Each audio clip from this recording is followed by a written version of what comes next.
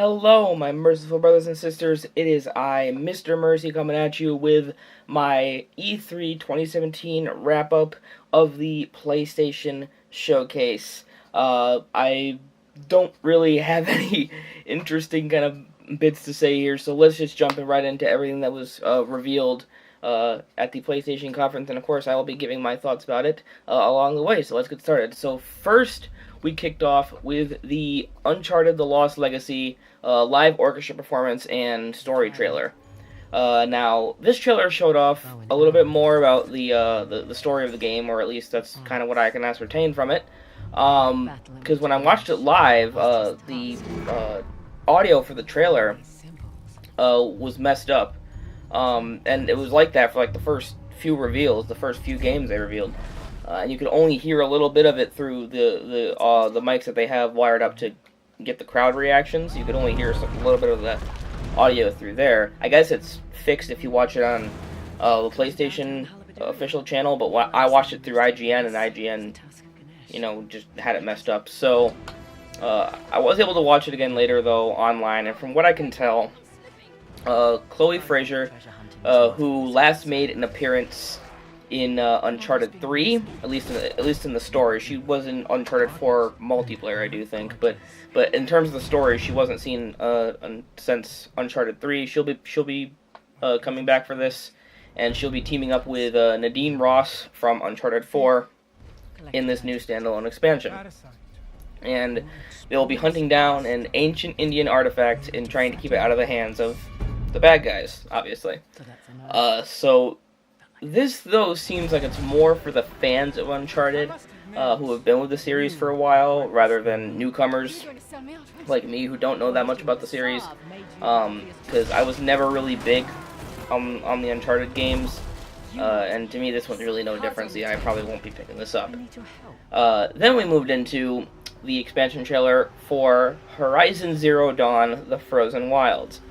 Now, I thought this was a really cool introduction because they kicked it off in a great way by having fake snow just start raining down on the crowd, which I thought was kind of cool how they did that to kind of set the mood for the reveal.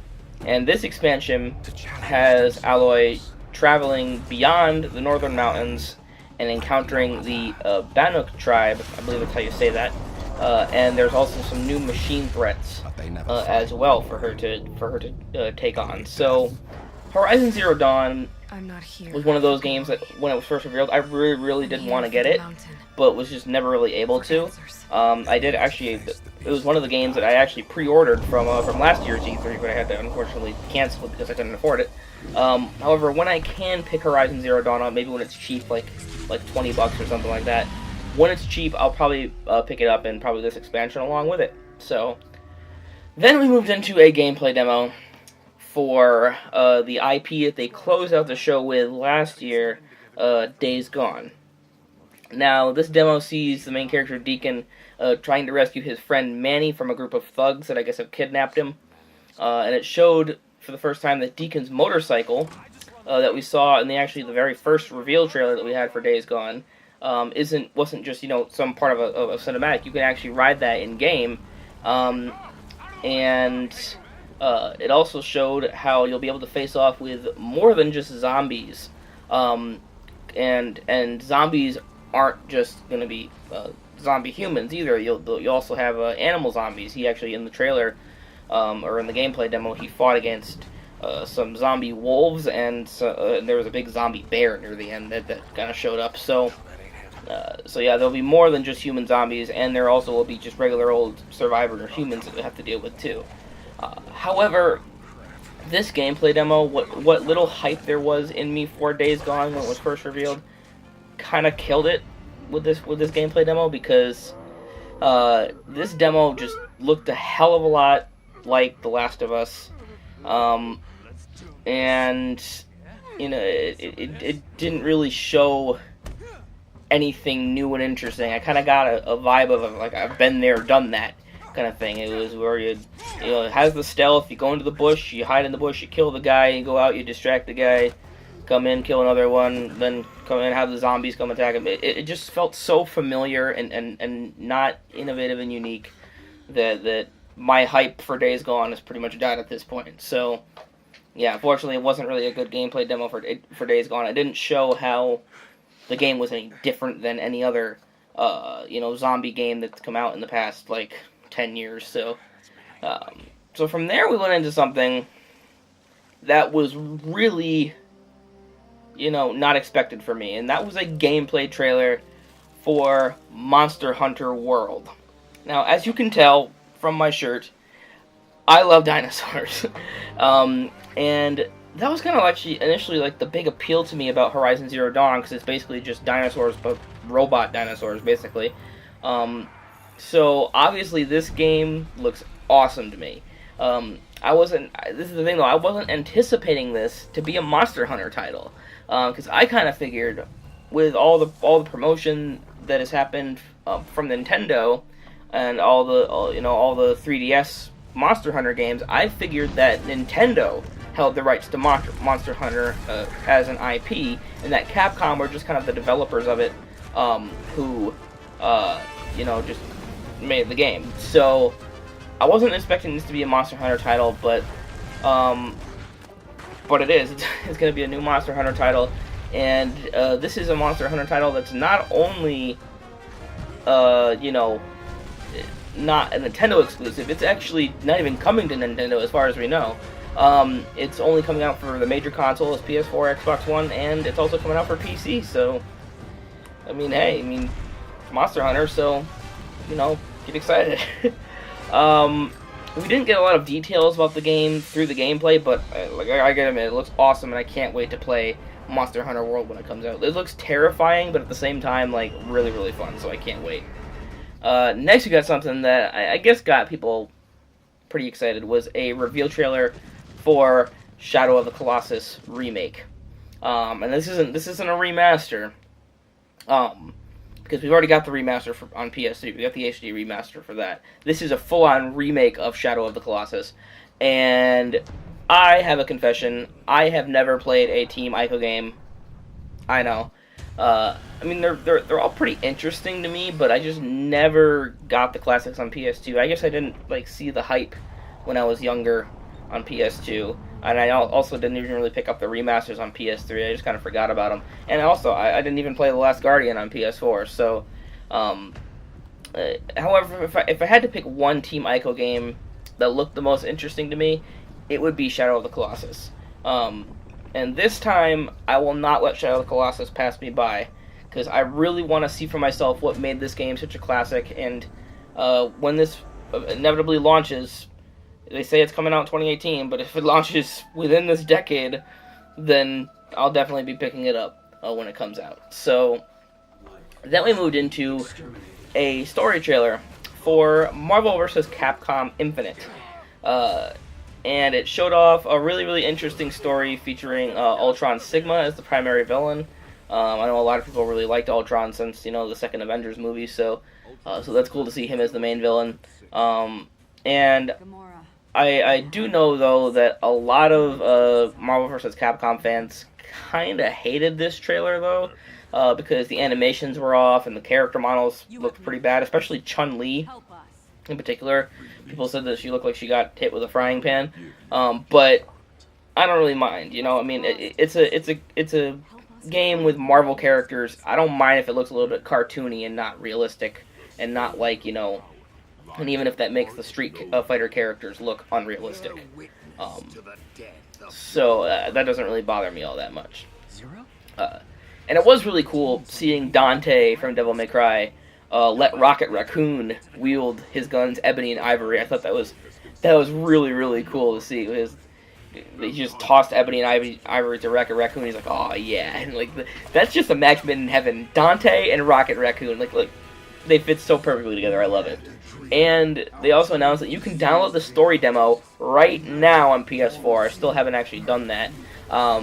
However, there were so many people trying to get onto the PSN to download that demo on the night of E3 that it actually crashed the PSN on the night of the show. There was just so much traffic coming into the PSN that nobody could get online, and it was terrible.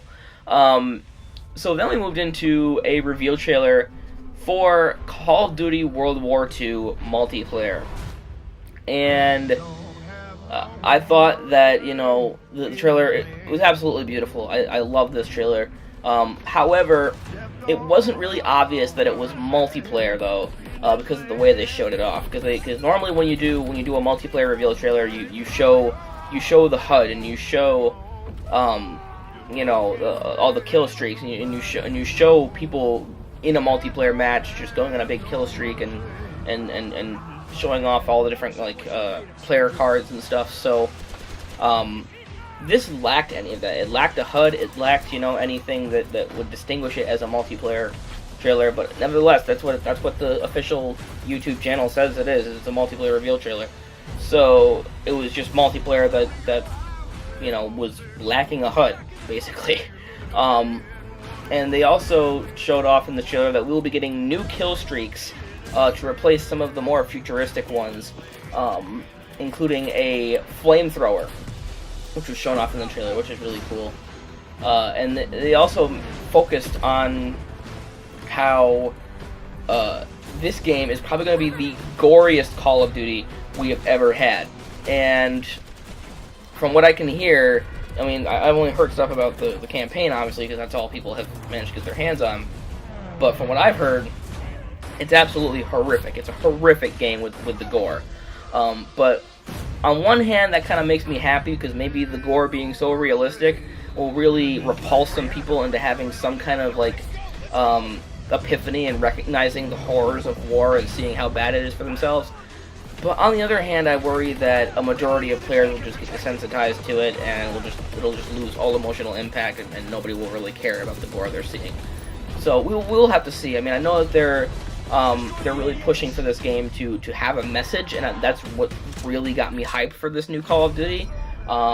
They're approaching it from an angle where they're making the war itself really be the enemy of this entire game, and not just the people you're gunning down as a member of the Allied forces. So that's really, really interesting to me. But this entire game, for me, is kind of riding on that hope of it being taken as a serious artistic message about how bad war is, and that it won't be just another run-and-gun kill fest making you feel like a badass. They've already pretty much said in interviews and stuff that they're trying their best to make you not feel like a super soldier, like they're trying to make you feel with this game, make you feel like you're vulnerable, and I think that's good.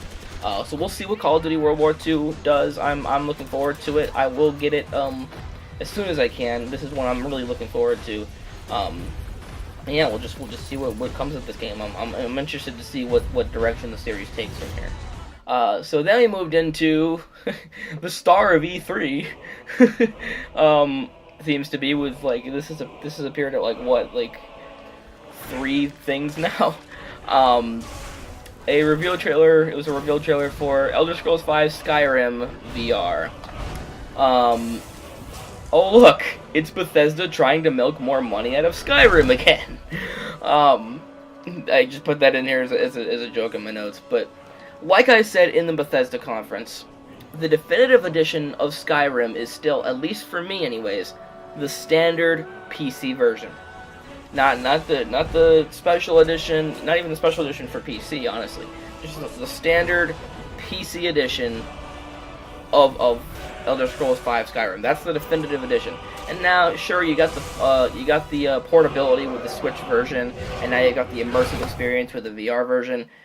But that isn't really enough to get me interested in picking the game up again, because the game just is bland and uninteresting to me without mods. Like I need the mods to be able to enjoy Skyrim.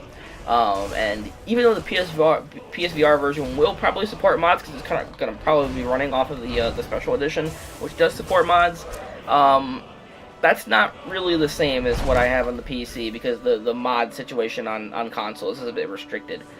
So yeah, this probably won't get me to buy a PSVR anytime soon, especially not at a really steep price point. And I think that VR as a whole needs some more time to mature and to innovate before it becomes something that every consumer can afford and can pick up and get into.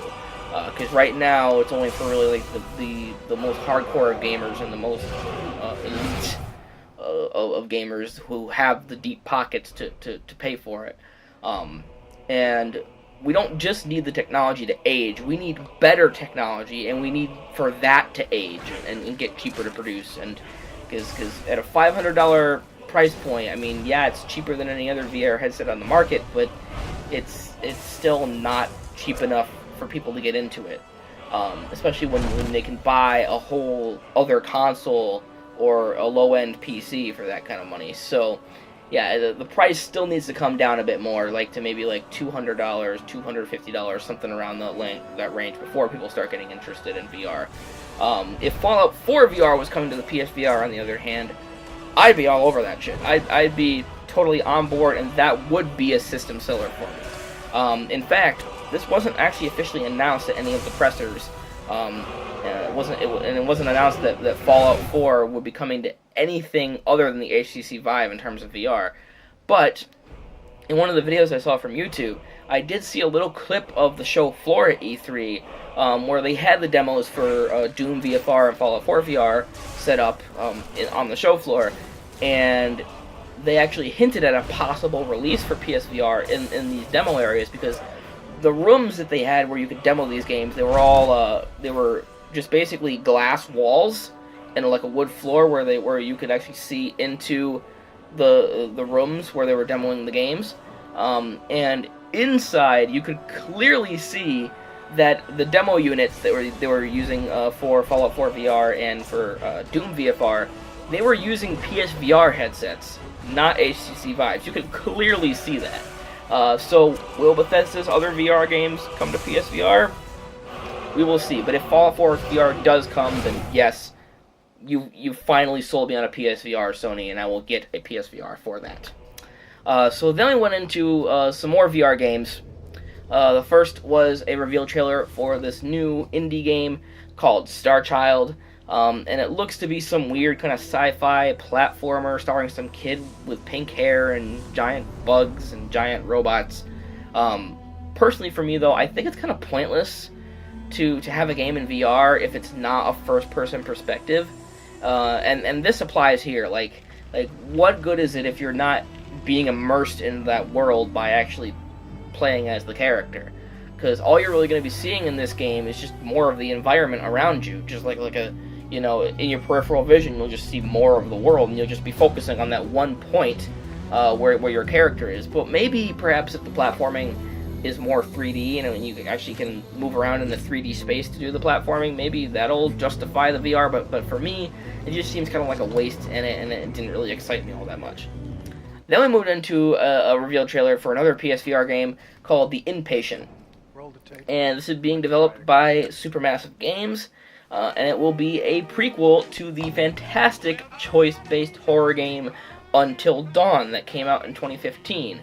That I absolutely loved. Well, it hasn't officially been said that it's a prequel, but it seems to be taking place in the same universe, and it could be a prequel considering how the main antagonist of Until Dawn was admitted into a psychiatric ward, and that seems to be the setting for this game, so it could be a prequel to Until Dawn.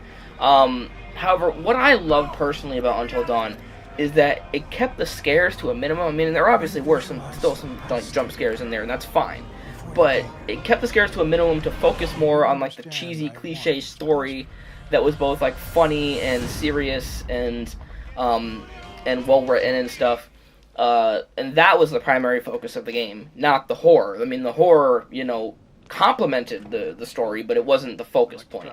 But lately, though, with the Until Dawn PSVR titles that we've been getting, including Rush of Blood and now The Inpatient, the entire point of these games is to scare you. The horror is the point, and it totally fails to deliver what Until Dawn, did, what Until Dawn, what I thought was good about Until Dawn. So that kind of turns me off to this game. Then we went into a gameplay trailer for Monster of the Deep, Final Fantasy 15. Now, when Final Fantasy 15 was first revealed to have a VR experience last year at E3, it definitely looked awesome. It looked like you were going to be able to, you know, play Final Fantasy 15 in VR. Obviously, it wouldn't be the entire game; it was just a small portion of it. But it still had a little bit of everything that you know people come to expect from Final Fantasy 15. But now it seems to just have been watered down into a glorified fishing simulator, no pun intended, basically just with Final Fantasy characters. So I'm not a huge Final Fantasy fan anyway, and the only way I can see myself getting excited about this is if I was a 15-year-old emo girl who had the hots for Noctis and would pay any amount just to see his bod up close in VR. That seems to be the only market this game seems to have for me. Is if I was a 15-year-old emo girl, but of course I am not. So yeah, this doesn't really excite me all that much. But then we moved into a gameplay teaser. I wouldn't really call this a trailer. It was way too short to be a trailer, I think. Or you may consider it a trailer. I don't know. But to me, it was kind of more of a teaser. And that was for a new PSVR game called Bravo Team. And this is also being developed by Supermassive Games. And it seems to be the first true military shooter in VR. Now, this could be interesting, but it really all depends on how they decide to take the story.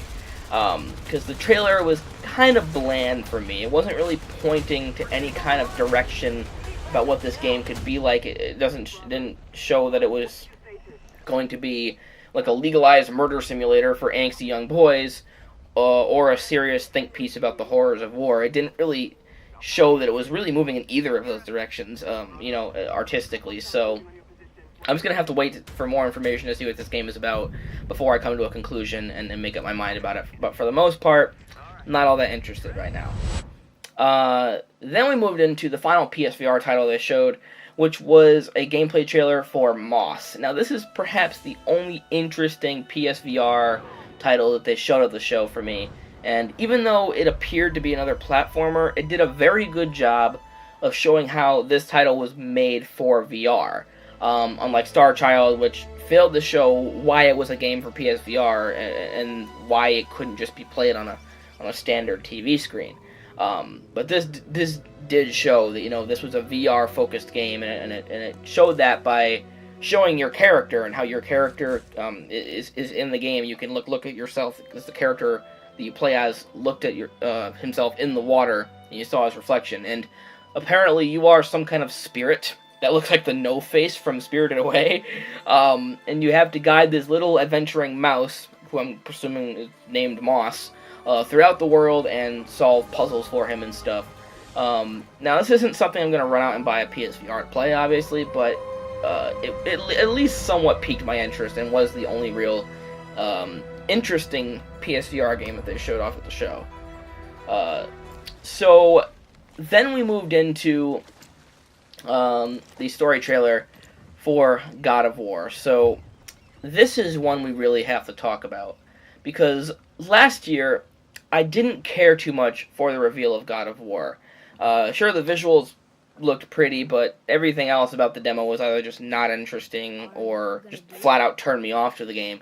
Particularly the whole thing about Kratos insisting his son hunt a deer, because it reeked of stereotypical male gender roles, and Kratos kind of gave off this whole kind of you need to learn how to kill because that's what men do kind of vibe to his son, and that just really pissed me off, because clearly the boy wasn't comfortable with this whole thing, because I don't blame him, because I myself am against hunting animals for most cases. So this trailer, on the other hand, it gave me many mixed emotions. And because personally, for this game, I was just kind of expecting Kratos' son to just blindly follow his father's ideology and not fight him on it. But this trailer shows just that. Kratos' son is not only resisting the mold that his father is trying to force him into, but he's also trying to get his father to see the values of kindness and compassion that he seems to hold. And of course, in the trailer, Kratos keeps refusing this way of thinking and keeps trying to hammer home his belief in brutality and mercilessness into his son's head repeatedly throughout this trailer. So, it's a trailer. So me personally, I've never been a fan of God of War for that exact reason, because it was just oozing with that war porn that I talk about in game that happens in games a lot, and it did it without even having a war setting. It was just just brutal violence for the sake of brutal violence, basically. Now, I do know that the games have a deep story, too, But for me, it always took a back seat to the real star of the show, which was the violence, which is something that I wasn't really into. So, whether I find this new God of War game interesting enough to pick up really all depends on how the struggle between Kratos' way of life and his son's way of life unfold. Because his son is clearly more of a pacifist than his father is, and I'm rooting for him to come out on top on this one and teach his father a thing or two about sympathy and that there are other better ways to solve problems other than punching and dismembering. And even if the game is as brutal as it's ever been, as long as that core message is in there and Kratos starts to realize his son is right over the course of the game, then I'll consider this game to be worth my time and money. On the other hand, though, if Kratos successfully breaks his son's gentle spirit and turns him into an unfeeling and blade-wielding badass, then I'm just going to hate the game, and the message it's putting forward is that, and that message being that these positive values are useless to have, and that violence is always the only answer. So this trailer strongly suggests that the story could be going either way, honestly. So that's why I'm not quite sure what to make of it. But commenting on what we actually see in the trailer itself, it still looks as good as it's ever been in the visuals department. It has lots of epic and huge monsters to take down, beautiful vistas, and it was also revealed later, not in the presser, but through other interviews and stuff, that there will be no cutaways to different cameras throughout the game. So that's kind of neat. So then we moved into a story trailer for Detroit Become Human. Now, when Detroit Become Human had its first teaser drop in 2015, I thought the premise was awesome, right? I mean, it's a new game by David Cage, the mastermind behind Heavy Rain, and this game saw political arguments about humanoid android rights in a futuristic kind of setting. So I thought that was really cool, and it looked amazing. And then we got the E3 2016 trailer, which turned what I thought was going to be a game about androids uprising against their human masters for the right to be free into yet another crime drama like Heavy Rain. And Heavy Rain, but in the future, just wasn't an interesting concept to me.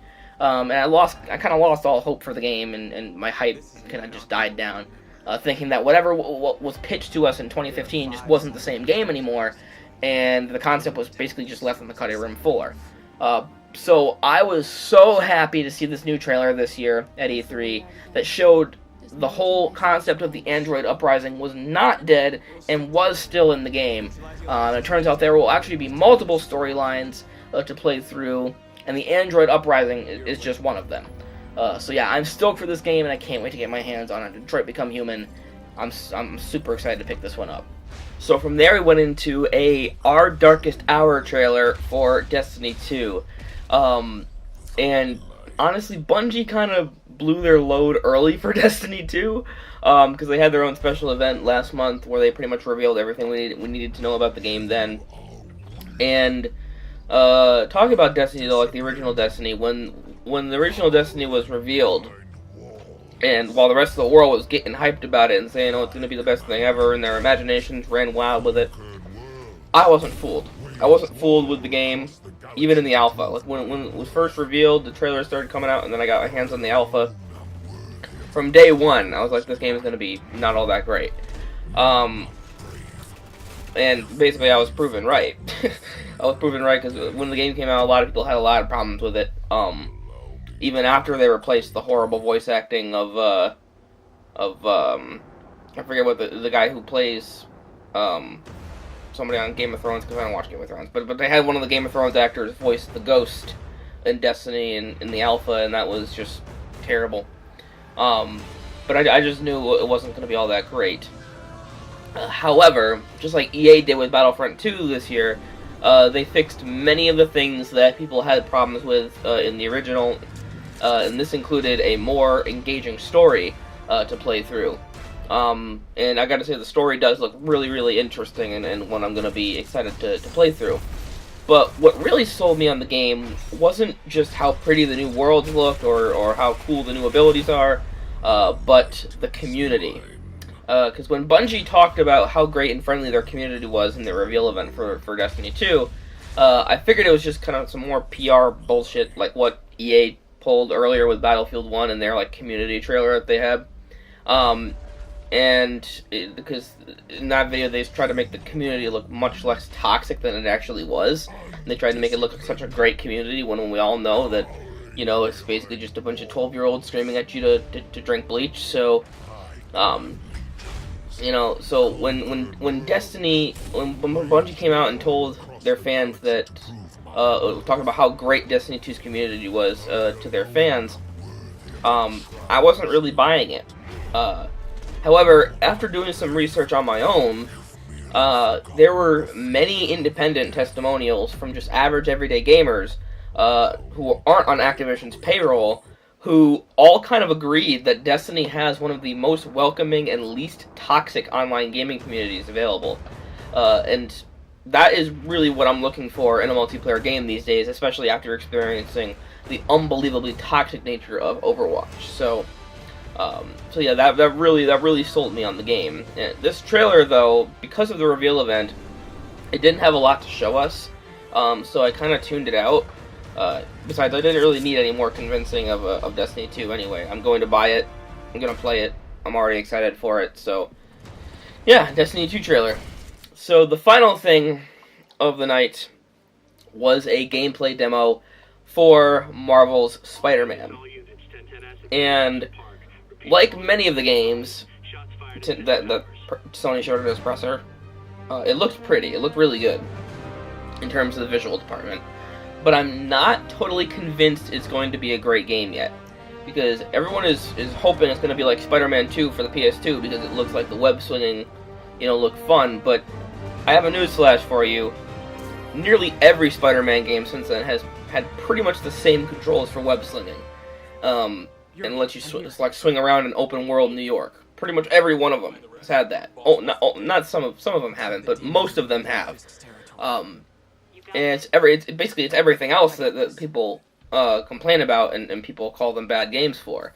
The short length of them, the QTE bits, the bad story, the lack of interesting things to do in the world, and so far there has been no indication to me that Marvel's Spider-Man addresses any of those complaints. And in the case of the QTE bits, it was shown by this gameplay demo that they are actually not going away. That it was shown that they will have some QTE bits, which not sending a good message.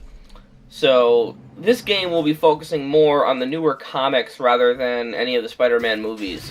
So we're gonna get that the new black version of Peter Parker in the game. So that's kind of cool. So Peter will have already been Spider-Man for 3 years before the events of the game take place.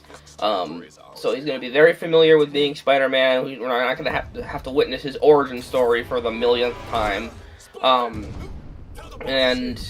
No word yet on a release date, but it's coming supposedly next year. So, anyways, that was the Sony E3 2017 press conference. So when ranking the Sony conference in comparison to the other conferences at E3, with number 1 being the best and number 6 being the worst, I'm going to rank Sony at number 4, and I'm probably going to give it a letter grade of a C. So just average. There were some games that I did get excited about, but I don't know. It was too many trailers, and not enough discussion of the games. And I know some people really like that format. I know some people really like how E3 is turning into just trailer after trailer after trailer, and not a lot of bigwigs talking on stage. But I think that that while it's all PR kind of bullshit, it does help get you hyped up for the games. And plus, there's more, insight into what the game is going to actually be like, rather than having to extrapolate some information from a trailer. So there was only like a few instances where Sean Layden came out and talked, and there wasn't, a lot of discussion about the games. And while there was a bit more that interested me than the EA conference, there still wasn't, enough to really get me super hyped. Because I actually recently just, resubscribe to PlayStation Plus so I can play online again. But in terms of exclusives, like for PlayStation, there's really nothing that really grabs my attention immediately and makes me have to go out and pre-order or buy it right away. To me, honestly, Xbox has more interesting exclusives than PlayStation does these days.